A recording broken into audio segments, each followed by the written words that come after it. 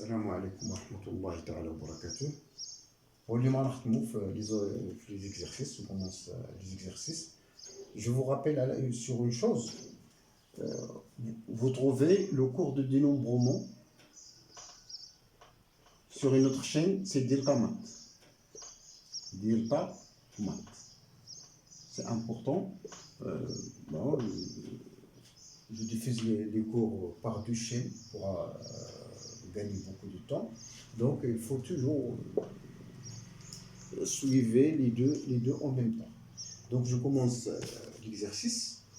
Soit f, on dit qu'un endomorphisme est nilpotent lorsqu'il existe une puissance d'exposant non nul de f qui est égale à 0. C'est-à-dire il existe un P appartenant à une étoile, qui peut fp égale 0. Lorsque vous observez f à une puissance d'un endomorphisme, en fait c'est une composée étirée. C'est f en f pi fois. Donc voilà un exemple d'abord et après on traite quelques propriétés sur le. Soit G de R4, dont R4 qui a x, y, z associé y, z, t, 0. Excuse-moi, x, y, z, t. Y, z, t, 0. Montrer que G est nilpotent. La deuxième question, soit f un endomorphisme nilpotent, on note que la puissance minimale qui donne 0. Et la première puissance qui annule f. Soit x appartient à E, tel que fqm de x est différent de 0. La question, montrer que x, f de x, fqm de x est une famille libre. On déduire que q inférieur à n. Voilà pour l'exercice.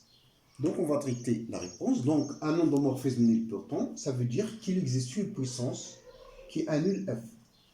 Mais la puissance ici, c'est la composée itérée. Lorsque on parle de f carré, c'est f en f pour les endomorphismes. F cube, c'est f en f en f. Donc, je commence l'exercice.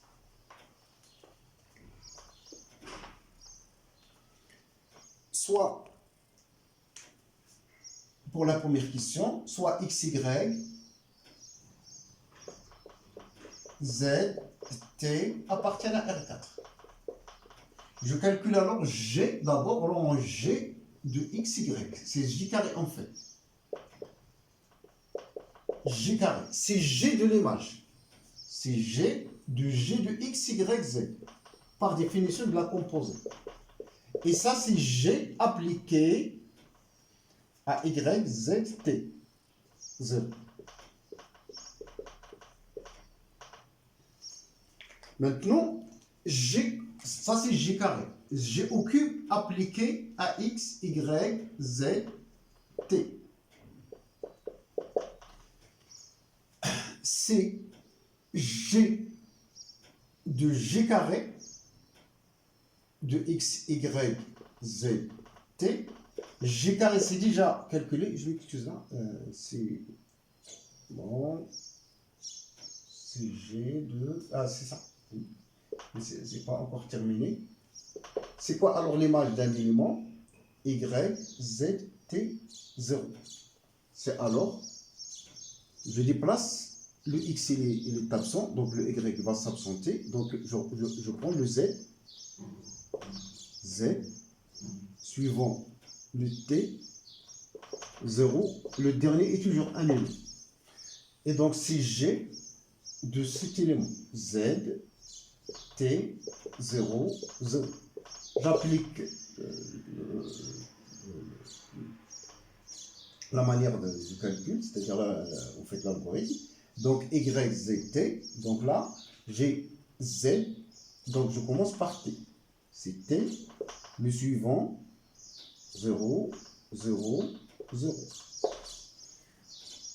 Et j'applique G quatrième appliqué à X, Y, Z, T. C'est G de cet élément. T, 0, 0, 0. Et toujours le premier terme se disparaît. Donc on va garder le suivant. Donc 0, 0, 0. Et le dernier s'annule. Donc, c'est 0 alors. Donc, G4 est l'endomorphisme nul. Donc, G est nul potent. Donc, notre endomorphisme G est bien un endomorphisme nul potent. Donc, G est nul potent.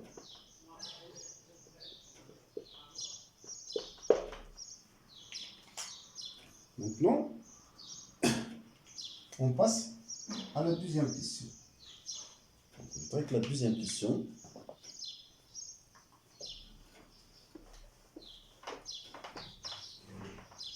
question, on vous donne un endomorphisme nilpotent et on définit le Q, c'est le min des puissances qui annule F. On vous demande pour un X qui appartient à E, tel que FQ de X est différent de 0, FQ moins 1, excuse-moi, différent de 0, ça s'appelle, le Q s'appelle l'indice de nilpotence. Indice de nilpotence. Le N. Donc, on vous demande de montrer que cette famille-là est libre. Donc, les données, la deuxième question A, les données, c'est que F Q-1m de X, pour un X donné, différent de 0. Normalement, l'existence, c'est par définition, c'est le min, puisque j'ai un min, donc juste ce qui est avant ne réalise pas la propriété du Q. Donc, soit alors, on va montrer que cette famille est libre.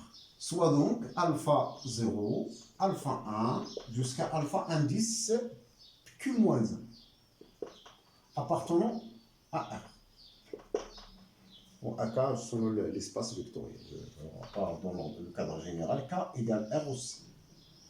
Alors, tel que la somme, tel que alpha 0 x, plus alpha 1 f de x, plus alpha Q-1, FQ-1 de x égale à 0. Donc j'ai cette relation-là. Je l'appelle par exemple étoile. En appliquant F à étoile, c'est-à-dire je prends l'image, on obtient quoi? Alpha 0 f de x, j'applique rapidement la linéarité, plus alpha 1 f carré de x, plus alpha q-1 f de x, qm. Mais par ailleurs, fqm de x, q est parmi ces éléments-là. C'est un entier naturel qui appartient à cet ensemble. Donc, il est déjà nul, ce terme. Donc, alpha 0, alors, f de x, plus alpha 1, f carré de x, plus alpha q-1, q-2, f q-2 de x. Alors, là, je vous donne un exemple d'application, mais on peut appliquer, au lieu d'appliquer f, en appliquant f. Maintenant, je peux apparaître q ici, ou q-1. Donc, je mets q-2, a étoile. Donc, on obtient alors alpha 0, f. Bon, peut-être là, c'est q-2. Je m'excuse. Alpha 0, q-1 appliqué à x. J'applique fq-1. Donc, la puissance va augmenter là de 1. Le suivant, il va augmenter de 2. C'est fqm de x. Plus alpha, je laisse q-1, f à la q plus q-2, c'est-à-dire 2q-2, égale à f de 0 qui est 0. Qu'est-ce qu'on remarque? On remarque que tous les coefficients au-delà du premier terme vont s'annuler. C'est-à-dire à partir du q, tout ça vaut 0, par définition de q. Ça, les puissances qui dépassent q sont aussi nulles. Donc on obtient alpha 0. Alpha 0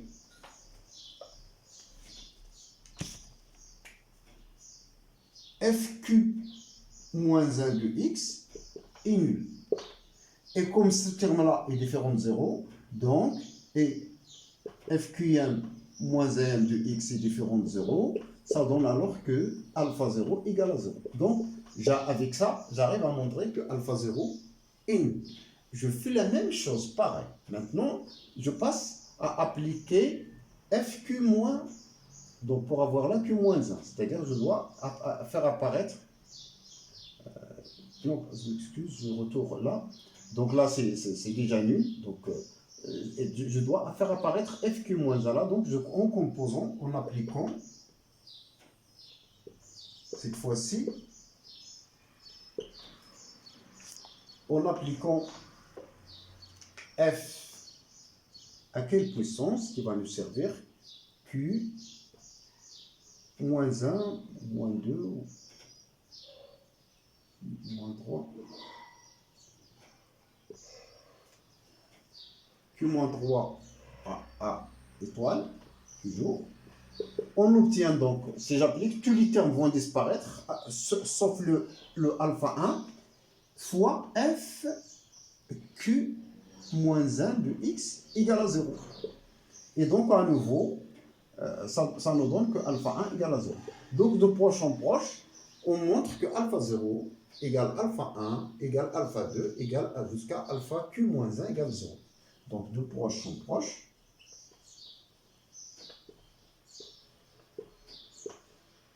on montre alpha 0 égale alpha 1 égale jusqu'à alpha q moins 1 égale à 0. Et donc, notre famille est une famille libre.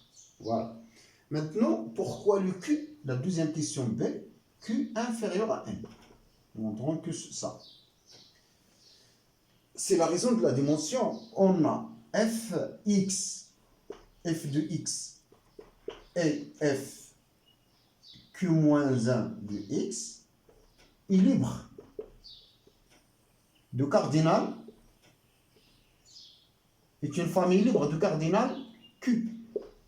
Mais dimension de E égale à n, donc le cardinal d'une famille libre ne dépasse jamais le cardinal d'une base. Et généralement le cardinal d'une famille génératrice. Donc n est supérieur à q. Et donc l'indice de nilpotence d'un endomorphisme nilpotent ne dépasse jamais la dimension de l'espace en question. Donc j'arrête à ce niveau. Je vous remercie. Et donc, au cours de cette semaine, on va faire des exercices sur les espaces vectoriels et les matrices. Bon.